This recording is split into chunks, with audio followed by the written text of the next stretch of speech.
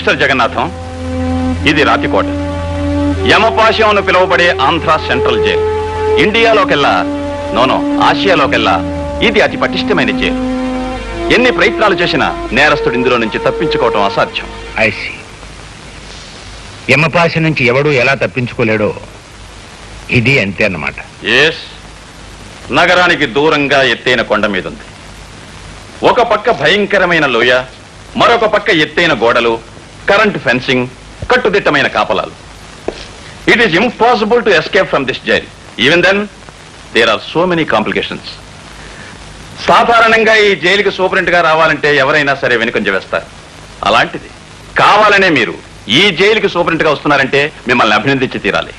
జీవితంలోనైనా జాబ్లోనైనా ఒక ఛాలెంజ్ ఉంటేనే అందం ఆనందం. నిజమే, కానీ ఈ ఉద్యోగం వట్టి ఛాలెంజ్ మాత్రమే కాదు, ఇది చాలా రిస్క్తో కూడిన పని. ఎందుకంటే ఈ జైల్లో ఉండే నేరస్తులు రక్తం తాగే రాక్షసులు లాంటి వాళ్ళు. వీడు మాస్ మర్డరర్ బోస్. వీడు 20 మంది ఆడవాళ్ళని రేప్ చేసి చంపిన ఇండియాస్ బోస్టన్ స్ట్రాంగులర్ కాసిం ఖాన్. వీడు కలకత్తా కిల్లర్ గా పిలువబడి ఎంతో మంది పిల్లల్ని చంపిన రాక్షసుడు కాళీచరణ్.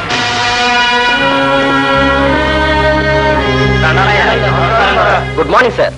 Good morning. ఇక్కడ పరిస్థితుల్ని వాతావరణాన్ని పరిచయం చేసుకుందామని వచ్చాను. Please come sir, I will accompany you.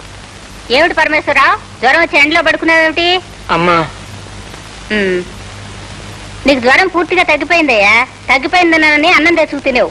నిన్నట్లానే పాలు రొట్టి తెచ్చుకు తిను. పో లోపల పో.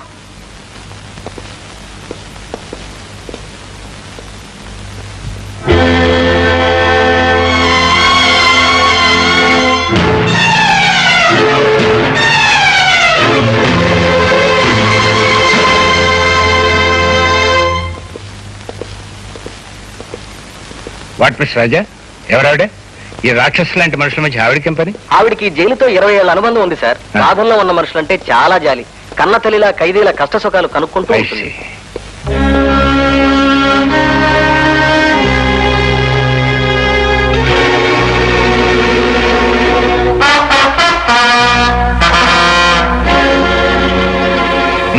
అతను భీమరాజుని నోటోరియస్ క్రిమినల్ సార్. పేరు విన్నాను. ఇతనే కదూ పెద్ద పెద్ద పాలిటీషియన్స్ తో సంబంధం ఉన్న దాదా? Yes sir. రాజకీయపరమైన హత్యలకు, గూడు పుటానీలకు వీడికి వేలు లక్షలు సొమ్మిచ్చి ఎంతో మంది ఉపయోగించుకుంటారు సార్. జాలి, దయ, దాక్షిణ్యం ఏమాత్రం లేని కర్కోటకుడు సార్ వీడు. వీడు ఇక్కడ ఉండటం మూలంగా పాపం ఎంతమంది రాజకీయ నాయకులు ఇబ్బంది పడుతున్నారో. చక్కటి సార్, ఇవాళ మన కార్యక్రమాలు ఏంటి? బుక్కుతి ముందు మీకోసం శ్మశానంలో పీనుగుల్లా కాసు కూర్చున్న నలుగురిని కలుసుకుని పలకరించడం. ఆ తర్వాత మధ్యాహ్నం లంచగొండి మంత్రి గారింటో లంచి. సాయంత్రం 4 గంటలకి కత్తెర పని. కత్తిరి పని? అదేనండి కత్తెర పని. కత్తిరి పని నేసేటి పెట్టయ్యా. నేనేమన్నా మంగళం అనుకున్నావా, లేకపోతే జేబులు కత్తిరించోడు అనుకున్నావా? అదేం కాదండి, రిబ్బన్ కత్తిరింపు. హనుమాన్ జంక్షన్ లో బారు ఓపెనింగ్. మరి అలా చెప్పాడు వచ్చు కదటయ్యా. అసహ్యంగా కత్తిరి పని అంత పెట్టి తర్వాత సాయంత్రం 6 గంటలకి తాపీ పని. అదేనండి అనాథ శరణాలయం పునాది రాయి మీద ఇంత సిమెంట్ కొట్టడం. ఇదిగో నలుగురు ఉండగా కత్తిరి పని తాపీ పని కదయ్యా, బాగోదు. అలాగే సార్, పద. అలాగే.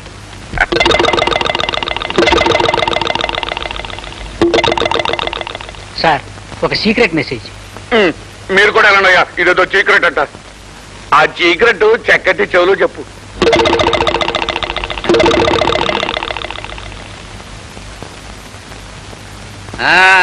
అయ్యా, మనం జైల్లో మనం జైలు ఏంటి? పొరపాటు. జైలు సూపరింటెండెంట్ గా వేయించిన జగన్నాథం గారి దగ్గర నుంచి మెసేజ్. ఏటాట సూపరింటెండెంట్ ఆ దేవరాజు గారిని జైలు నుంచి బయటకు పంపి ఏర్పాటు చేశాట. ఆయన ఆఫీసర్ గా ఛార్జీ తీసుకున్నారట. ఆ భీమరాజు గారిని చూశారట. త్వరలోనే తప్పించే పథకం వేస్తారట. ఆ సూపరింటెండెంట్ గారు తొందరలోనే పథకం వేసి ఆ భీమరాజు గారిని జైల్లోంచి బయటకు పంపేయాలా? ఈడు బయటకు వచ్చి బలంగా ఉన్న మన యశపతి నాయకుడిని చంపేయాలా? అప్పుడు చూడు చక్కటి, ఇక మనం ఎలక్షన్ వస్తున్నా ఎంతగా గెలిచినట్టే. రాత్రి కోడి కూరతో పాటు ఒక క్వార్టర్ బాటిల్ కూడా కొట్టుకొచ్చాయి. చొక్క పెడితే ముక్క మరింత రుచిగా ఉంటుంది. అలాగే గురు.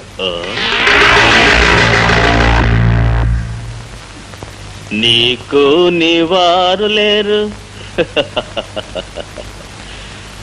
నాకు నా వారు లేరు. లలల చల్ మోహన రంగా. రాయ్, అగ్గి పెట్టుందా? ఎవ్వరా? ఇచ్చింది చాలా, ఇంకా ఏమైనా కావాలా?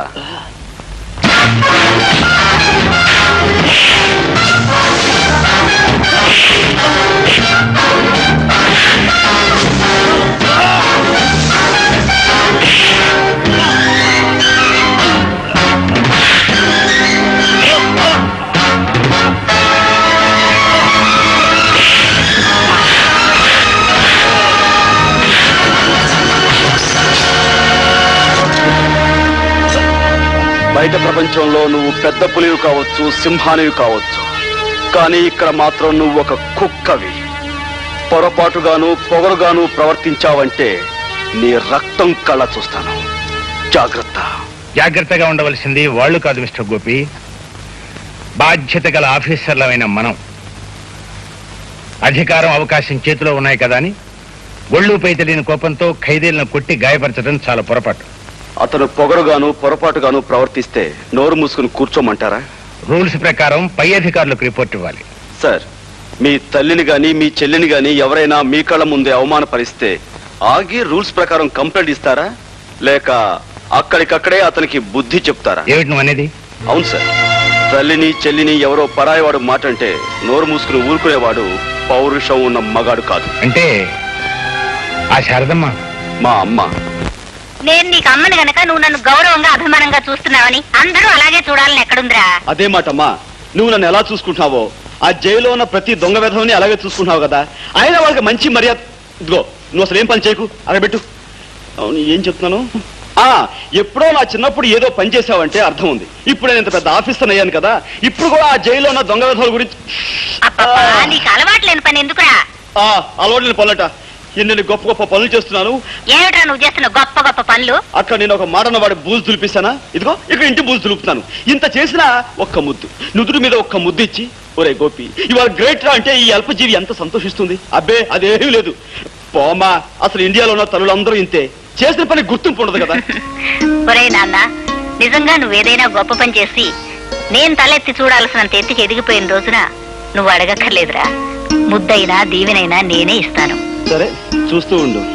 నువ్వు మెచ్చి ముద్దిచ్చేంత ఘనకార్యం తొందరలోనే చేసి చూపిస్తాను. మా బాబాయ్ గారి ఇంట్లో నేను చూసిన డర్టీ హరి పిక్చర్ కాస్త బ్రహ్మాండంగా ఉంది. అందులో క్లీన్ టేస్టెడ్ ఒక పోలీస్ ఆఫీసర్ ఎంతో డేరింగ్ గాను ఎంతో ఇంటెలిజెంట్ గాను ఒక గ్యాంగ్ స్మాష్ చేశాడే. పిక్చర్స్ లోనే కాదే, మామూలుగానే పోలీస్ ఆఫీసర్ చాలా తెలివిగాను చాలా డేరింగ్ గాను ఉంటారే. రబ్బిష్. తీరిగ్గా కూర్చొని పోలీస్ డిపార్ట్మెంట్ ని పొగడ్డమే కార్యక్రమంగా పెట్టుకున్నారా? మీకెవ్వరికి మతి లేదే. అదేమిటి? లేకపోతే వాళ్ళని పొగడ్డమేమిటి? సినిమాల్లోనూ నావెల్స్ లోనూ వాళ్ళు ఒకేసారి డజన్ మందిని ఫట్ఫట్లాడించేస్తారు కదా అని నిజ జీవితంలో కూడా పోలీస్ ఆఫీసర్లు పెద్ద హీరోలు అనుకుంటున్నావా? నా ఉద్దేశంలో వాళ్ళంత ఫూల్స్ మరొకళ్ళు ఉండరే. అదేమిటి? జైలు సూపరింటెండెంట్ జగన్నాథం గారు అమ్మాయివి, నువ్వే ఆ డిపార్ట్మెంట్ గురించి అంత తేలిగ్గా మాట్లాడతావే? మాట్లాడడం కాదు, కావాలంటే బెట్. నేను ఒకే పోలీస్ ఆఫీసర్ ని వరుసగా 3 సార్లు ఫూలం చేస్తాను. ఓకే? అయితే ఏ పోలీస్ ఆఫీసర్ ని ఫూల్ చేయమంటారు? మీ నాన్నగారు జైలు సూపరింటెండెంట్ కదే, ఆయన దగ్గర పనిచేసే ఆఫీసర్స్ లో ఎవరైనా సరే. Okay, operation fool the officer ఇప్పుడే ఆరంభం అవుతుంది. Come on. Hello hello, police officer Gopi గారా అండి? సార్, నేను కస్తూరిబా విమెన్స్ హాస్టల్ నుంచి ఫోన్ చేస్తున్నాను సార్. ఒక రౌడీ విధవ మా హాస్టల్లో జొరబడి గర్ల్స్ అందరినీ అల్లరి చేస్తున్నారు సార్. అతను ఈ మధ్య జైలు నుంచి రిలీజ్ అయ్యారట. చాలా కాలంగా ఆడగా లేకపోవడంతో మా అందరినీ చూసి శివాలెత్తిపోతున్నాడు సార్. చూడమ్మా, నువ్వు ఫోన్ చేయాల్సింది నాకు కాదు, 1 టౌన్ పోలీస్ స్టేషన్ కి. చేయాల్సింది పోలీస్ స్టేషన్ కని తెలుసు సార్, కానీ ఎంత ప్రయత్నించినా ఎవ్వరూ ఫోన్ తీయడం లేదు సార్. అయ్యో సార్, కత్తి పట్టుకొని కనిపించిన ప్రతిదాన్ని రేప్ చేసే కార్యక్రమానికి సిద్ధపడుతున్నాడు సార్. అయ్యో, మా వాళ్ళంతా భయంతో అరుస్తున్నారు సార్. మీరే రావాలి, లేకపోతే రేప్ మీద రేప్ అయిపోతుంది సార్. రేపొద్దున్నకి మా శీలాలన్నీ మా దుర్మార్గుని కబంధ హస్తాల్లో బలైపోతాయి సార్. ఆగనమ్మా, డోంట్ వరీ. చూడండి, నేను వచ్చేంత వరకు మీరు మీ శిలాలు జాగ్రత్తగా కాపాడుకోండి. ఓకే, క్షణంలో ఉంటాను.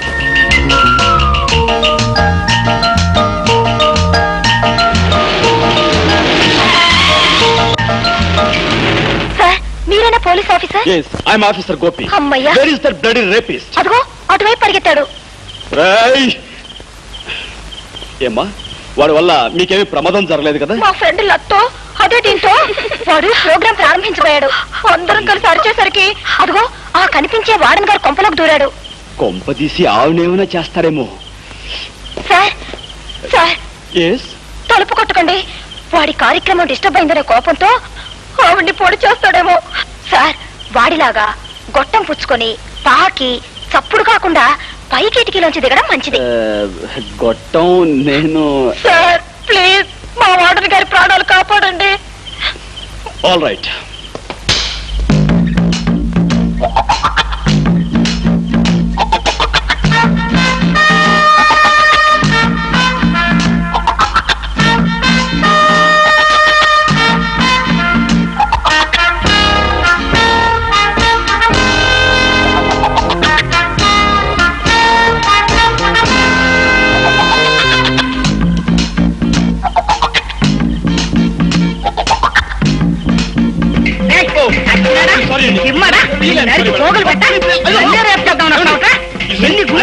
Police officer.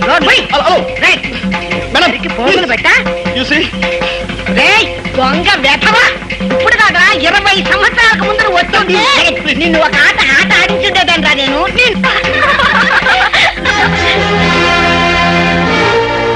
ఏం సార్ వాడు మిమ్మల్ని కూడా రేప్ చేశాడా? Shut up. నా డ్యూటీ కాకపోయినా ఏదో ఆడపిల్లలు ప్రమాదంలో ఉన్నారని ఫోన్ చేస్తే వెంటనే వచ్చాను. చూసి ఒక పోలీస్ ఆఫీసర్తో ఈ విధంగా వేళాకోళం ఆడటం మంచిది కాదు. It's very bad on your part.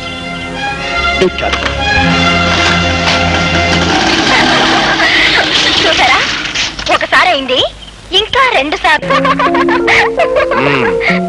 హాస్టల్లో ఉండి నువ్వు చేస్తున్న అల్లరి ఇవన్నమాట. అల్లరేమి డాడీ, అతన్ని 3 సార్లు ఫోన్లు చేస్తానని పందెం కాశాను. చేసి తీరతాను. అసలు నా ఉద్దేశంలో ఈ కాలం అబ్బాయిల్ని జూలోను వాళ్ళ మెదడుని మ్యూజియంలోనూ పెట్టాలి. చచ్చా, ఏం మాటలమ్మావి? ఇక్కడ నేను ఇంట్లో చూసిన వాళ్ళు ఎవరూ లేరు. ఇల్లు చూస్తే ఊరికి దూరంగా ఉంది, ఏలుకి పక్కగా ఉంది అని నిన్ను హాస్టల్లో ఉండి బుద్ధిగా చదువుకుంటే నువ్వు అబ్బాయిల మీద రీసెర్చ్ చేయడము పెట్టడమునా? అది సరే, వాడికి ఒళ్ళు మండి నేను ఒక ఆట ఆడించాడు, ఏమవుతుంది? అతను ఆడించడం కాదు, రేపు క్రికెట్ మ్యాచ్ లో అతన్ని అతని టీంని మేము ఆడిస్తాం, ఓడిస్తాం.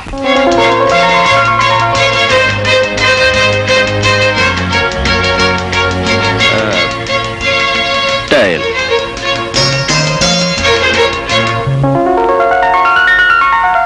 Wow, head batting. ఓకే. మీ ప్లేస్మెంట్స్ జాగ్రత్త. మేము బౌండరీస్ సిక్సర్స్ కొట్టబోతున్నాం.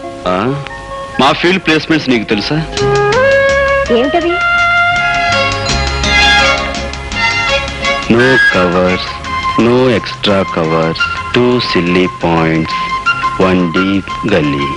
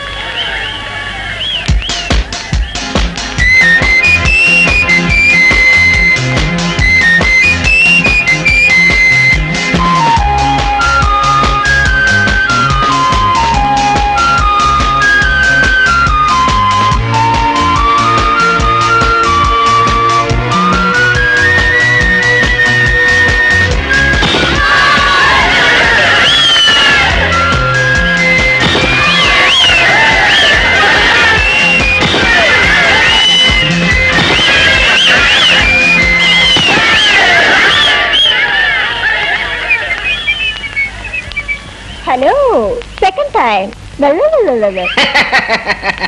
అవుట్.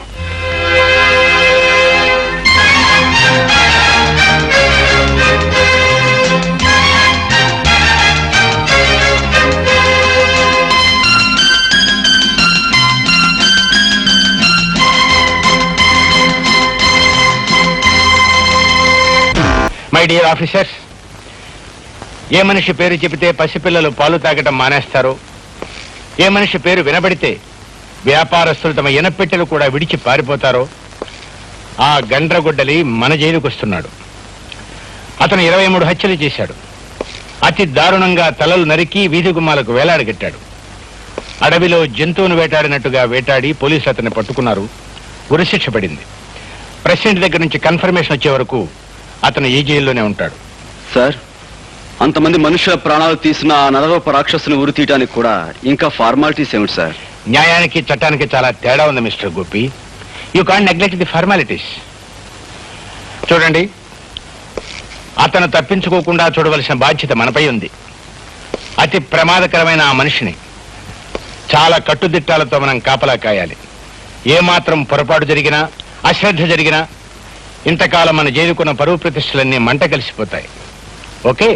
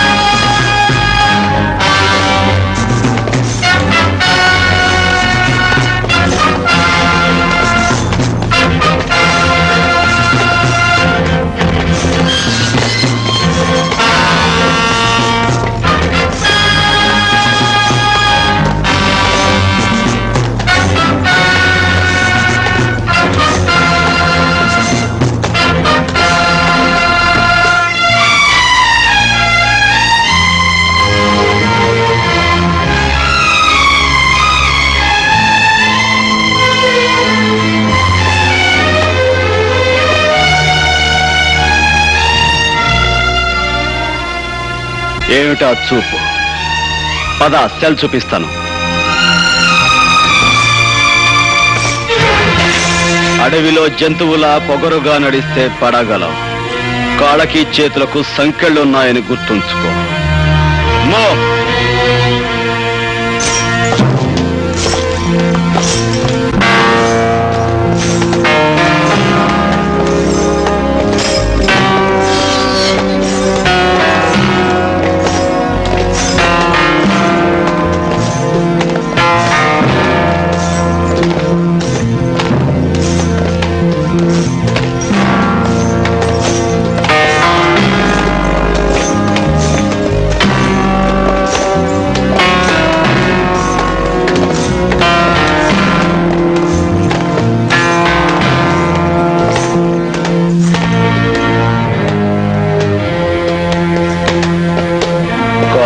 సంకెళ్ళు లేని వాళ్ళు కూడా ఇలా మెల్లమెల్లగా నడుస్తూ వెనకబడితే దేశం ఇదిగో ఇలా చెరసాల్లోకి, చీకట్లోకి వెళ్ళిపోతుంది.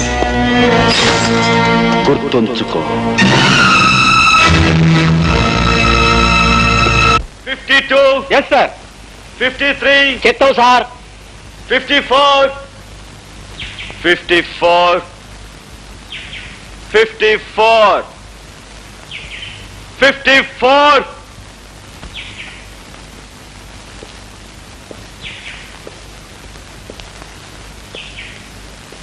రాస్కెల్, 54 అని పిలుస్తుంటే వినిపించడం లేదా? నా యాల్ది వినిపిస్తుంది బే, కానీ ఎదవది నాకు 420 అనే ముక్క తప్ప వేరే ఇంగ్లీష్ మాట తెలియదే. నువ్వేం కూసావో నాకెట్టా తెలుస్తుంది?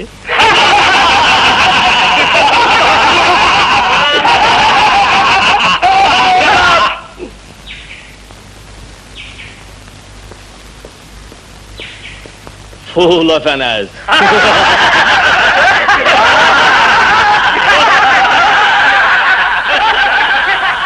Look, mister, not only in jail, everywhere, whether it is hell or heaven, you have to maintain discipline. Otherwise, you will be considered as an animal. Mind it. Animal? ఏటయ్యా చక్కటి, నువ్వు రాను పనికిరా నోట్లుగా తయారవుతున్నావు ఏటయ్యా. సాయంకాలం నన్ను రిబ్బన్ కత్తిరించే ఫంక్షన్కి వెళ్ళాలన్నావు, మరి ఓపెనింగ్ ఎటైతే మర్చిపోయినట్టేటి? మరి అది బడు, బట్టలు కొట్టు, ఆసుపత్రిలో తెలియకుండా నేను పీచెట ప్రిపేర్ అవ్వాలి. ఆ సాయంకాలం వాళ్ళు ఎవరో వచ్చేస్తారు, కారు ఎక్కిచ్చేస్తారు, కత్తిరి చేతికిచ్చేస్తారు. అక్కడ నేనేం మాట్లాడాలి? మేమే తత్తే అనాలా? సార్ అంటారు మీరు మోగలదా ఆ? నేను ఎదవా? మాట వరుసగా. అయినా నాలాంటి వాడు సెక్రటరీగా ఉండగా మీకు దిగులేటండి. తెలివిగా నేను మీకు స్పీచ్ తయారు చేశాను. ఓపెనింగ్ ఏదైనా కానివ్వండి, ఈ స్పీచ్ పనికి వస్తుంది. వినండి.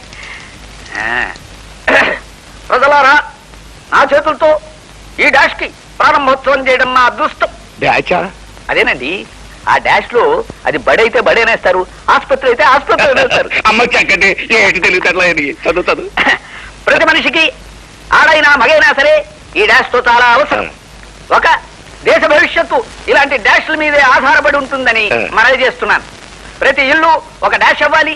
ప్రతి వాళ్ళు ఆడామగా తేడా లేకుండా ఈ డాష్ నేను నడపాలి. ఒక రకంగా చెప్పాలంటే నేను రాజకీయాల్లోకి రాకపోయి ఉంటే ఇలాంటి డాషుల్ని నడుపుకుంటూనే జీవితం గడిపేవాడినని మరోసారి మనవి చేసుకుంటున్నాను. బాగుందయ్యా, చాలా బాగుంది. సార్ ఇవాళ ఓపెనింగ్ సెరమనీ ప్రోగ్రాం తాలూకు కార్డు దొరికింది సార్. చూసారా, ఇప్పుడు అది ఏదైతే అది ఈ డాషుల్లో పెట్టి స్పీచ్ ఇచ్చేశారు అనుకోండి, చప్పట్లు చప్పట్లు.